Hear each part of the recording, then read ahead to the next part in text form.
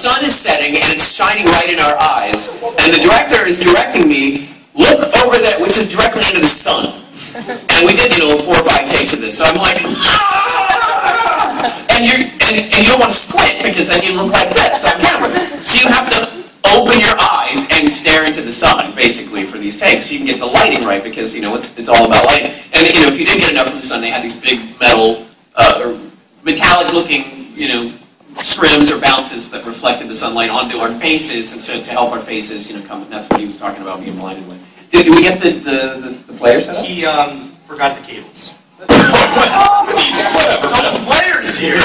But if you want to do anything, sock puppets, anyone? We have an hour and a half for this panel, and then the clips are about 10 minutes, so we were fine. Oh no, we have 15 minutes. Yeah. Cool. Okay.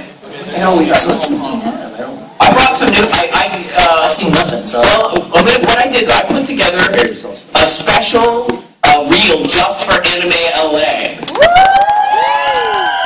This is stuff you've never seen before.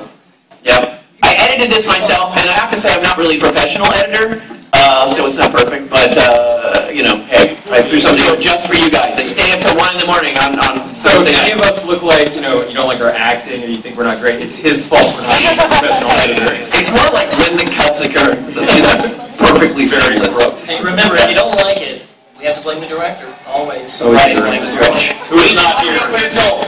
Yes. We not the assistant, no. We just do what we're told, that's all. Good little soldiers. Right, so, oh my goodness. So we're going to have that special thing, and I've also got some on screen, and they were, strangely enough, they were like, yes, we like to be on screen! I didn't have to twist their arm or anything like that. Well, yeah, Kyle got a wonderful sunburn, too. I did. I turned into a lobster. Oh, that was great. So, but originally what happened with this is I had the location in the desert, and we did work on a pretty low budget, and so I had to write the script to just almost entirely occur in the desert. So, yeah. That's why most of the scenes occur in the desert. So, and we had that location for free. So we really did this, and I also, I think you guys know this, I also sold my my Mustang to finance the film. I had a 2006 Mustang GT convertible. And I wanted to make this film. So, yeah, bring up that laptop. That's what filmmakers do. Let no one doubt Steve's commitment to the film. Yeah, so I wanted to make this thing, the last thing I do. I figure if nothing else happens, thank you. If nothing else happens out here, I'll make a movie. You need another cord, Steve? Hey, it's Mike, why don't you Actually, he walked off with our audio. Okay, I'll say so now. No, he did not. No, he did not. He took the audio. Look. Did he? What? Oh, you gonna give me? I'm still hating my life right now. We tried. Well, while this comedy of errors goes on, I'll tell you a couple of fun things that were happening on the set. Richard Epcar is one of the funniest cats I know. I love him to death. We're good friends. And we got to work together. We got to do fight scenes together. Now, here's how tall I am. Well, you're on a podium, so... Here's how tall Richard is.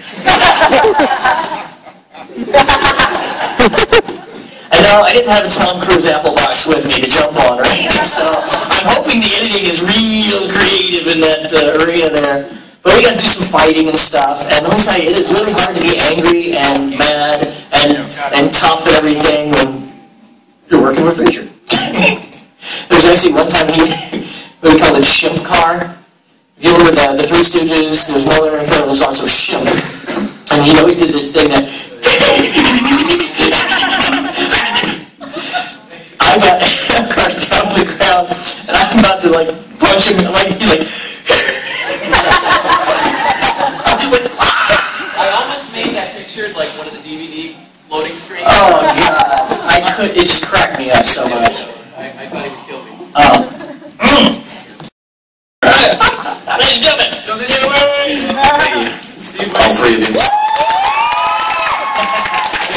wrote the film. He produced the film. He starred in the film. Yes. He promotes the film. Right, I'm still working on the film. you wrote lots of hugs with Christina V. There's more than hugs.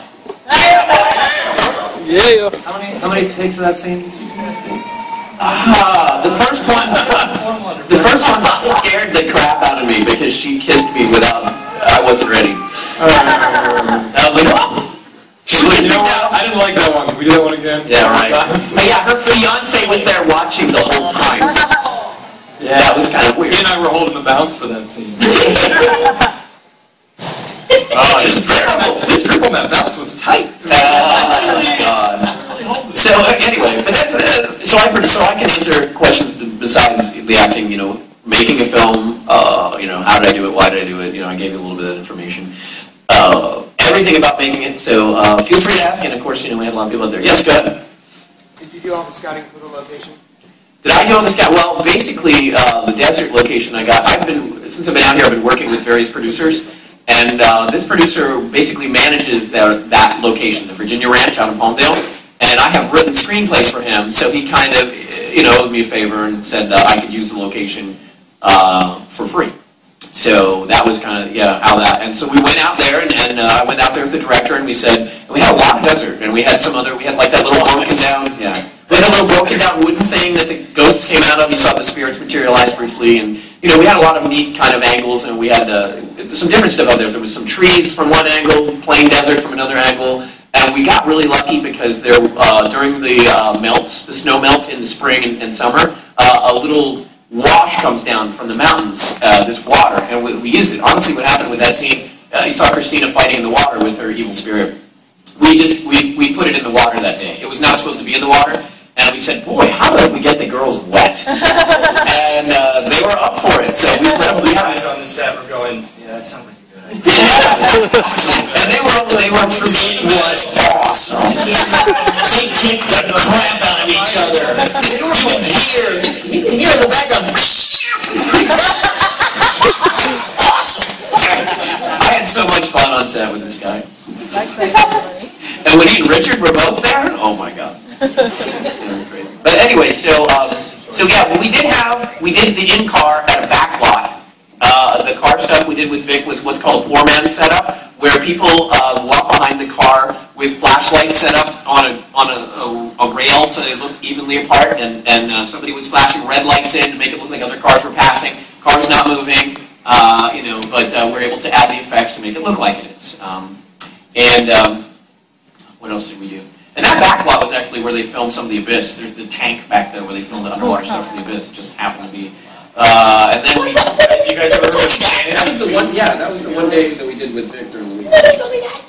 I want on my list. Make sure to tell Spike that they shot The Abyss here. Well, one of our producers. You have to go there. Okay, and then there was a couple houses that we just got. Some people that we knew, part of the crew, were like, oh, I know this guy that knows this guy, and they let us use the houses. One was by a school, so we had to like time our filming based around the bell schedule. Yeah. Oh, it was garbage day. Filming in the middle of an intense day, and it was garbage day. Yeah, so like we roll and you do this,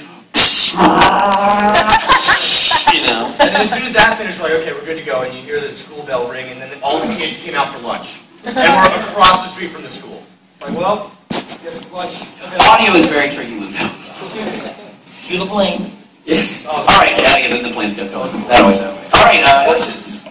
We did have horses riding through. Yeah, like we had like an entire 10 horses. And then a guy got his car stuck, and we all just watched him with his car out. With horses, actually. Yeah. The motorcycle guys. And then the motorcycle guys kept coming by to watch what we were doing. Yeah. See the movie. Whenever anyone sees cameras, they're driving by, they're like, ooh, and they turn around, and their motors completely destroying our shots. We're like 3 ATVs and 4 dirt bikes. Through the actual shot. Like, Yeah, they have a fight scene going on. They must have decided, you know what the shot really needed?